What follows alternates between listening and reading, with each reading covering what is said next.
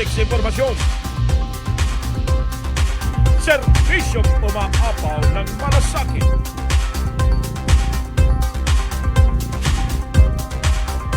CPIO Talerap. Una, siksik, umaapaw.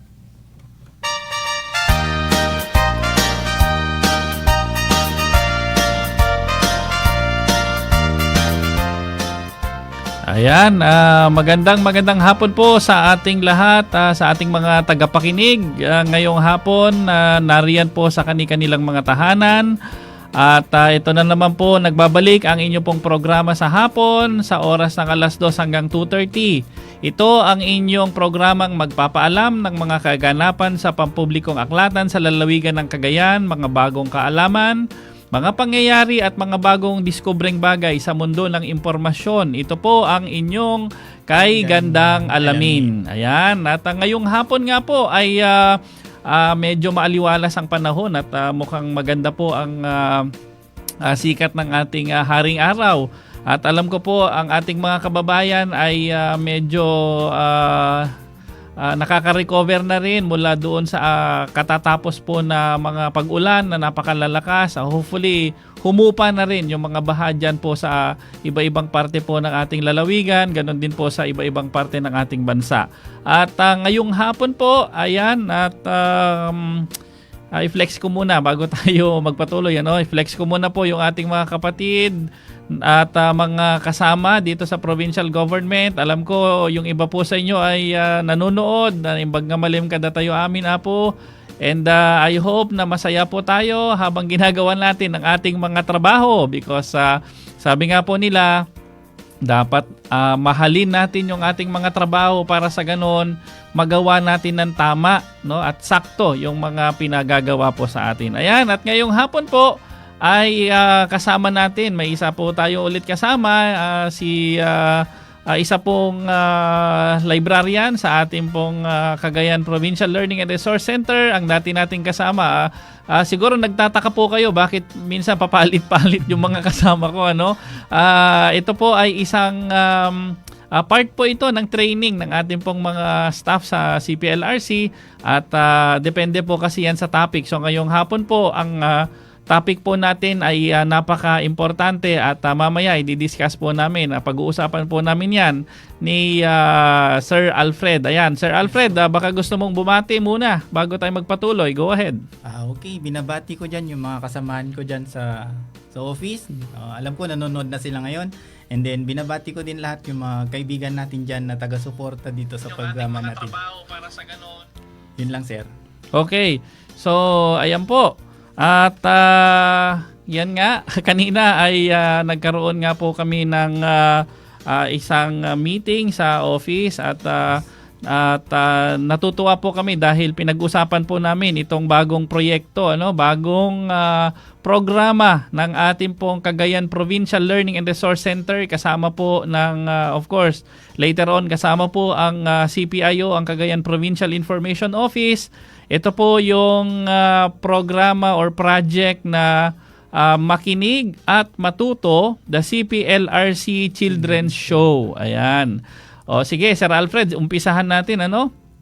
Ano nga ba itong konsepto nung itong show natin ito, yung Makinig at Matuto, the CPLRC Children's Show. Okay, go ahead. Ganito yun, sir.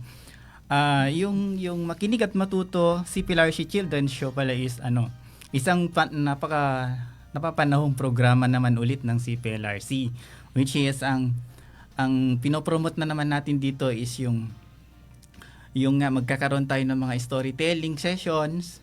Okay. And magkakaroon din tayo ng craft and arts na activity. Magkakaroon din tayo ng mga tutorials, mga ganyan-ganyan mga activities sa bago nating library, which is napakagandang activity ngayon para sa mga bata para sa mga bata ngayon na kasi alam naman natin na masyado zero. So from Monday to Friday siguro tutok na tutok sila sa kanilang mga module. So gagawa naman tayo ng part natin as parang libangan nila, oras ng libangan para makinig at matuto pa naman sa ating programa, which is the Children's Show, na mag-showcase ng mga ibang variety ng mga activities para sa kanila. Okay, so ito ay talagang sabi mo nga Sir Alfred, ito ay napapanahong programa, no. In fact, I think tayo po ang isa sa mga una na naman na mag-o-offer ng ganito, no, kasi sa pagkakaalam ko based sa akin pong research ay yung ating mga kasama po sa public library sa ibang mga lugar, usually po ang ginagawa po nila ay mga storytelling sessions, mga ganyan, no? Yes. But itong sa atin, yung makinig at matuto, ito ay sabi mo nga, it's an online show. It's an online children's show. O Yes, kadagiti apo agdingdingig nga naganak dita kahit po yung ating mga anak diyan, yung ating mga kabataan na nakikinig, ito na yung para po sa inyo na programa, no. Bakit makinig at matuto? Definitely because dahil nga sa storytelling, ito yung makikinig sila, no. In a way makikinig sila at matututo sila habang po sila ay nakikinig. At yun nga po, dahil nga hirap ngayon lumabas, at alam ko most of our children, lahat po ng ating mga kabataan ay nasa online ngayon, halos lahat, Yes, sir. so nakatutok yan. So ito po yung sagot ng ating pamahalaang panlalawigan para po ang ating mga kabataan ay magkaroon din ng espasyo, no, na matuto, lalong-lalo na po dito sa ating online children show. Yes, sir. So ayan Sir Alfred, So yung pa sir, yung matuto sila kasi yung bawat storytellers natin, meron silang kakapulutang aral sa bawat kwento. Yes, okay. So yan nga, ito talaga pang mga bata ito, It's magkakaroon tayo ng storytelling session. So aside from storytelling session, ano pa ba 'yun Sir Alfred ang Meron din pwede? tayong crafts and arts na activity, and then meron din tayong tutorial na gagawin sa mga activities na sumusunod-sunod sa mga natin, sir. Okay, so hindi lang storytelling sessions. In fact, baka later on baka pwede rin tayong magpuppet show, pala, no? yes, Puppetry, yes, sir. 'di ba? Puppetry. Oh, yan. So, and then yung arts and crafts na sinasabi po ni Sir Alfred, ito po yung example po paano tayo gumawa ng isang puppet. Yan. Pwede rin So, po. maaari po sa pamamagitan po nung programang ito, pwede kayong matuto, no? Ipapakita sa inyo paano gawin, ano yung mga kailangang materyales, ganyan. Like for example, origami. Yan, Yes. especially yung mga Paper- ganyan, 'di ba? paper Yung mga folding. paper folding. Ang tawag diyan origami. So, most probably ito po yung way kung saan ang ating pong mga kabataan, kahit nanonood sila sa bahay sa kanilang convenience after siguro ng medyo madugong mga modules and online classes, so maaari pa rin po silang matuto, And ang kagandahan din po nito, meron ding tutorial, Sir Alfred, Yes, So, sir, meron. ito sa tutorial ba, anong plano natin dito? May mga iimbitahin ba tayo na mga may mga imbibitahin tayong mga teachers na volunteer din, sir, na willing magturo online din na tutorial para sa mga bata, which is yung i-consider natin mga subject, yung mga arithmetic, simple mathematics, ganyan, tsaka simple reading skills, ganyan mga siguro gagawin natin, sir, no? Okay, so yan, napakaganda, dahil nga po sa totoo lang, ngayong mga panahong ito yung mga programa na talagang kakailanganin ng ating mga kabataan upang sa ganun po, sila ay higit na matuto at sila ay mabigyan ng tsansa, sabi ko nga po, na magkaroon ng pagkakaabalahan pa. Okay? Yung tutorial, maganda po ito dahil unang-una, sabi nga ni Sir Alfred po, magi-invite tayo ng mga eksperto, yung mga yes, teachers na maaaring mag-discuss ng yung mga bagong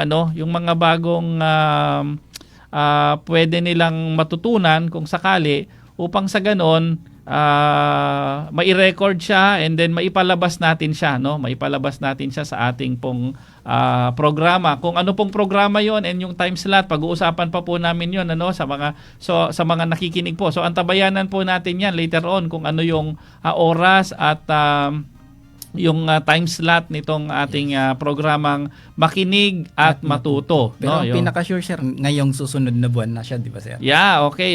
Opo, ang para po sa kaalaman ng karamihan, kami po sa CPLRC ay nag-propose sa ating pong butihing governor, ayon na rin po sa kanyang directive sa akin po, no. So sabi po ng ating governor, Mike, mag-isip kayo ng maaari nating program na ibigay sa ating mga kabataan. So ito nga po yung naisip namin, magkaroon tayo ng children's show. And nag-propose po kami, and ito po ay inaprubahan kaagad ng ating pong governor, ano. So salamat Gov for approving this, and alam ko po batid po ninyo yung kahalagahan nito para sa amin, kaya nga po ito po ay inyo pong iminungkahi sa CPLRC. Ayan po, ano. Now, ito po ay mapapalabas every ano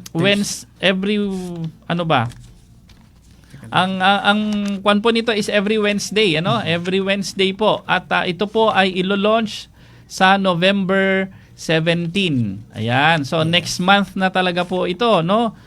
This is also in celebration of yung ating LIS month, o yung Library and Information Services Month. Ang November po kasi ay Library and Information Services Month. So for the whole of February, sasabihin ko na po, ano, yung buong month ng February po, magdudwell po tayo diyan. Pag-uusapan po natin ang about mga libraries, November, November, okay. Yung buong November, I'm sorry. Pag-uusapan natin yan, yung mga tungkol sa library, tungkol sa mga ano bang trabaho ng isang librarian. Yes. Mag-iimbita po tayo ng ating mga panauhin para po sa ganun ay mas maintindihan nyo pa yung ating pong trabaho bilang isang librarian. Okay? So later on, more on that by next month, Sir Alfred, ano? Yes, sir. So ito po ang procedure niya, Sir Alfred. Ano ba ang plano natin, ano, dito sa children's show na ito? Mag-iimbita ba tayo ng mga partners? Meron ba tayong yes sir. gustong imbitahin? Ayan. Ayun, mananawagan na tayo pala, sir, para sa yes, kanila. Yes, opo. Nananawagan na kami sa mga interesadong individual o mga institusyon dyan na gustong makipartner sa aming makinig at matuto the CPLRC Children's Show ngayong November 17 na namin po ila-launch show. Ang mga expected po na institution o agency na pwede natin magiging partner, sir, is yung DepEd.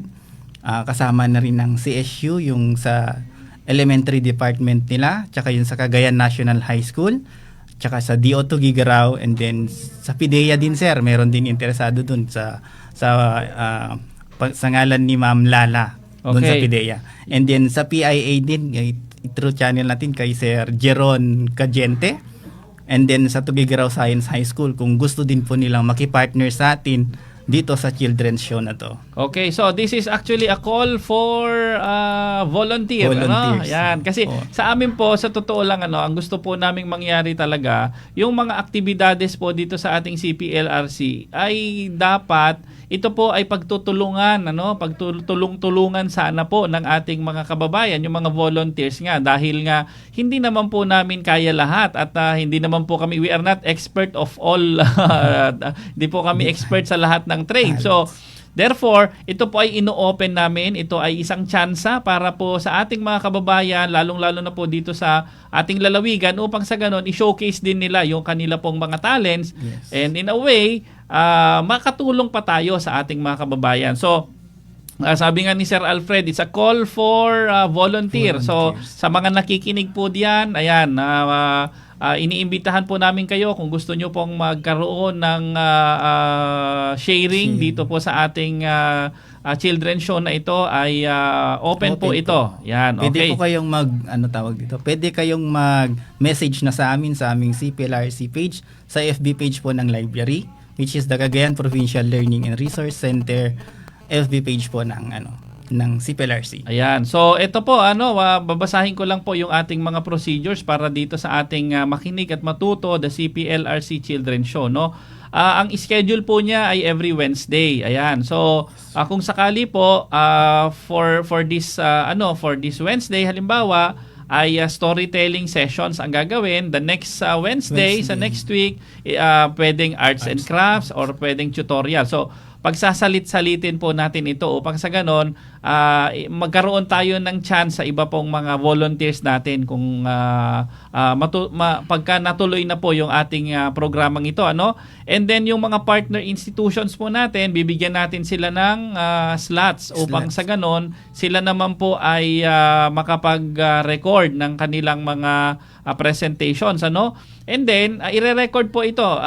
Technically hindi po siya magiging live. Bakit po? Kasi syempre mahirap pagka live, ano, may mga instances na may mga lapses ganyan. So para maiwasan po yung dead air na tinatawag, so i-record na po natin siya and then i-edit din po natin siya. Yan. And then yung recording po as much as possible, ano, lalo na po yung mga nandito lang within Tugigaraw or within Cagayan, i-record po natin siya doon sa CPLRC studio kasi magkakaroon na rin po tayo. Actually, inaayos na po nung ating IT staff doon, ano, si IT-IThan, sabi nga ni Sir Dan, ano, yung IT-IThan natin sa CPLRC, si Sir Dan, inaayos na po niya yung ating pong magiging recording studio. Na, yan, imagine mo, may recording studio na rin po ang CPLRC at hindi na lang po tawag doon, hindi na lang dito sa CPIO, ano. And then ayan po, and then yung pong ibang mga volunteers naman, halimbawa may gusto pong mag-volunteer na tawag doon na mga kababayan po natin sa ibang lugar, sa ibang bansa na gusto rin pong i-present yung kanila pong mga skills, ano. So maaari po kayong maging volunteer sharer, storyteller, ganyan, at bibigyan po namin kayo ng instruction kung paano nyo po gawin. And then lahat po ng mga recorded na presentations later on ay definitely po magiging pag-aari po yan ng CPLRC at ng Province of Cagayan. So ito na po ay magiging regular show na effective November 17, ano, Sir Alfred, para sa ganun ay magkaroon talaga, magiging tuloy-tuloy. In fact, nang na-discuss po namin ito initially with the DepEd Division Office, ano, natuwa po sila dahil nga po very timely talaga itong ating pong program na ganito. Ayan, okay. So bago tayo magpatuloy, Sir Alfred, may mga i-shout out ko lang itong mga nasa online natin ngayon, ano. So sabi po ni Roan Dangani, ito lagi pong nakasubaybay ito si Miss Roan, sabi niya, good PM sir sa lahat ng mga taga Cagayan, God bless us all, watching from Russia, Moscow. Wow. From Russia pa ito, no? Narating. Ayan, meron din si Jeremy Navarro, si Jeremy, alam ko ito, nagtatrabaho ito sa Manila, nasa UST ito, dati nating estudyante, ano. Hello Sir Mike, idol talaga kita. Mas idol kita, Jeremy. Ayan. And then si Jem Jacinto, pa-shout out kay Archie Guevara. Yan, Archie daw. Okay. And then i-shout out mo din daw yung si Jem. Yan, nagpa-shout out silang dalawa. Anyway, so balikan natin to, Sir Alfred, ano. Sa tingin mo, ito yung way para nga mabigyan natin ng chance yung ating mga kabataan, ano. So, ano yung aasahan nila kung sakali na halimbawa magkaroon na tayo ng program na yun? Ano yung mga aasahan nilang klase ng maliban sa storytelling, maliban sa puppetry, doon sa arts and crafts, ano pa ba yung mga pwede nating i-offer doon? Na pwede sa tingin mo, kasi naging elementary librarian ka doon sa 'di ba, sa isang university before. So sa tingin ko may mga pwedeng i-recommend ka ng mga activities din dito, ano? So ano yung mga pwede pa nating gawin diyan later on, Sir Alfred? Yun nga yung unang napag-usapan natin kanina, sir, yung paano yung origami, and then yung paggawa ng isang puppet, and then meron pa mga ibang activity na pwedeng yung mga kung paano i-convert yung mga raw materials into usable na pwedeng gamitin.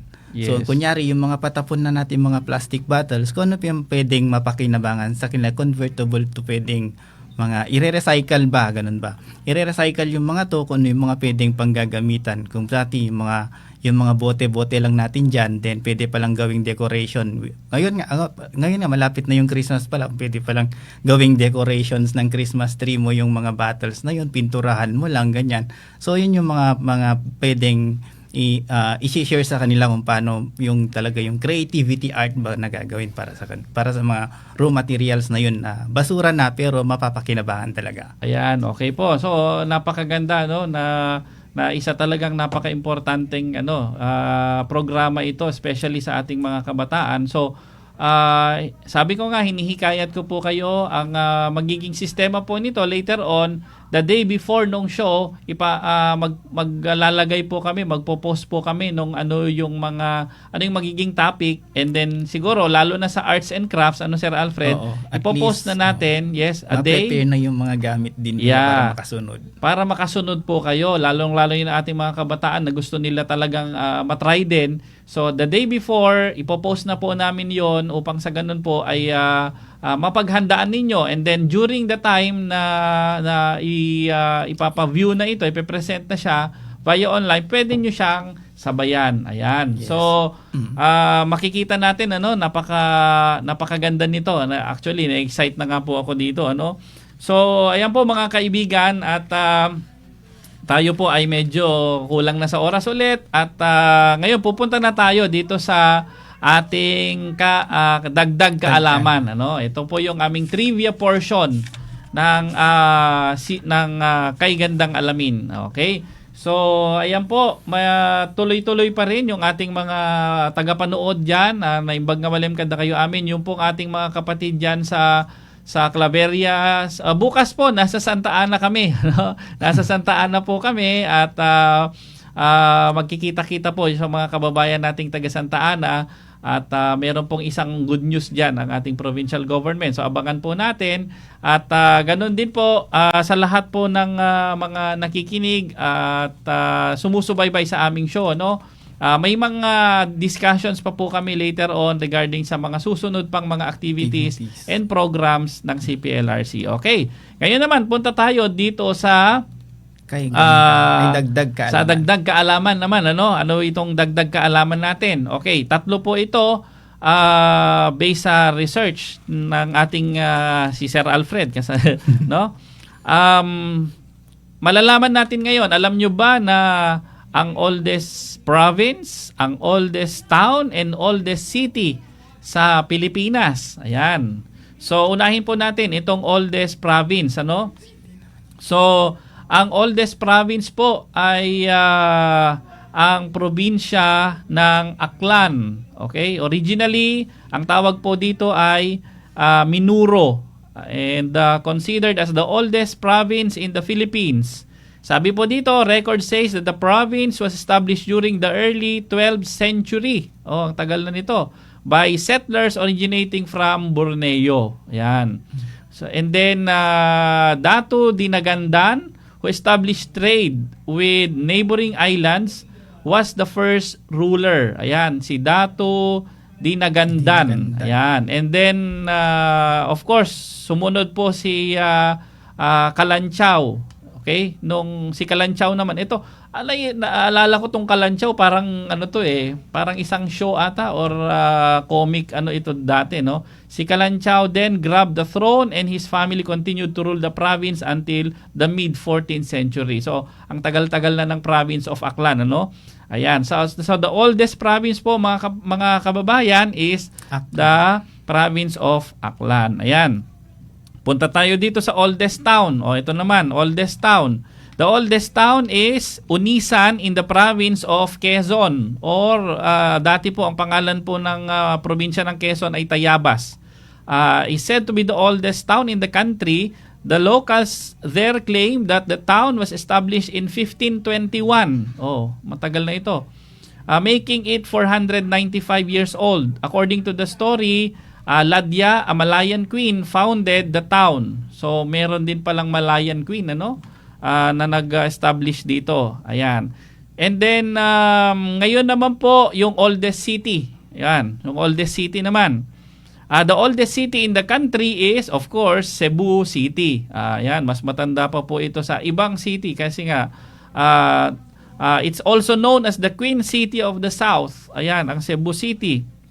Okay, Cebu is where the first European settlers established a settlement. Historically, Cebu was the country's capital until they moved it to Manila. So imagine nyo, mas nauna pa pala na tawag doon na na-establish yung naging capital pa pala ang Cebu City noon bago po ang Manila, no? And many of the country's oldest structures and historical landmarks such as the oldest fort and oldest street are found in Cebu City.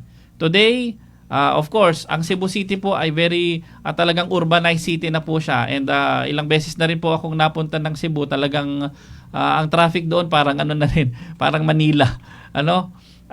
So ito po talaga yung kumbaga pag sa development, pag na-develop yung isang lugar, talagang susunod yan yung mga problema, mga urban problems like traffic, basura and others. Ayan. So yan po mga kapatid, yung ating pong dagdag kaalaman dito po sa ating Kay Gandang Alamin. Ayan, so ito na naman po, kami po ay magpapaalam na dahil wala na po tayong oras. Bago po tayo magpaalam, mag-ingat po tayo sa lahat, especially po yung mga nasa biyahe ngayon. Alam ko may mga nasa biyahe ngayon at nakikinig. At sa ngalan po ng Cagayan Provincial Learning and Resource Center, ito po si Sir Mike at si Sir Alfred po. Ayan, si Sir Alfred. At ito ang inyong programang magpapaalam ng mga kaganapan sa pampublikong aklatan sa lalawigan ng Cagayan, mga bagong kaalaman, mga pangyayari at bagong diskubring bagay sa mundo ng impormasyon. Ito ang Kay Gandang Alamin. Maraming salamat po. Stay safe. Thank you.